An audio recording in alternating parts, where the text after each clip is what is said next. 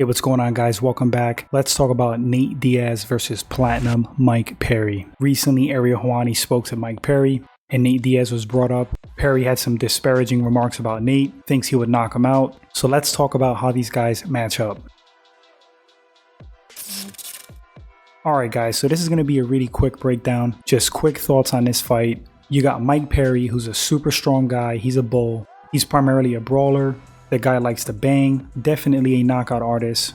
He does have skills on the ground. He's a purple belt in BJJ, has trained at many gyms with some good name guys. So he's definitely not some unskilled brawler. His fight style, however, is to come forward, take one to give one. Usually his opponent can't take what he's dishing out. If it's a toe-to-toe thing, pretty dangerous guy standing. But if you're skilled enough, if you have good enough footwork, if you stick and move, kind of like Alan Jouban, you will have success against Mike Perry. Enter Nate Diaz. Nate Diaz is another guy that comes forward, doesn't really take a step back, throws a lot of combinations. He's a volume striker, wears you down. I would say Nate has some pretty good boxing for MMA. He's not a hard hitter. Like I said, volume striker that wears you out. His ground game is pretty top notch for mixed martial arts. Nate's a legit BJJ black belt from a legendary lineage. The experience goes to Nate, no question. The quality of opponents. Durability, it's probably close. I might give it to Mike Perry at this point, but Nate can still take a ton of damage. We saw that in the Masvidal fight and time again. But Nate has been in a ton of wars, and I do think that his durability is diminishing slightly. I mean, how could it not? So Mike Perry's going to be the fresher guy, the less battle-worn guy. Perry definitely hits harder. I would say more dangerous on the feet in that respect. One-shot killing power. But Nate, I think, is probably more skilled in terms of like boxing.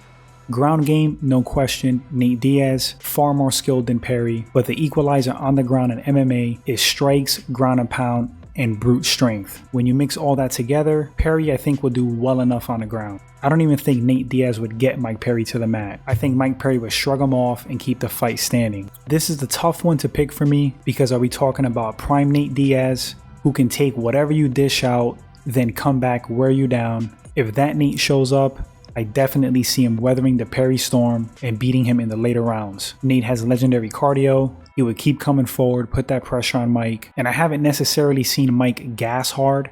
I think he does have good cardio. He goes hard from the beginning of the fight to the end, but the cardio has to go to Nate. And I think Nate knows that, and he would try to use that as a weapon, as he does in most of his fights.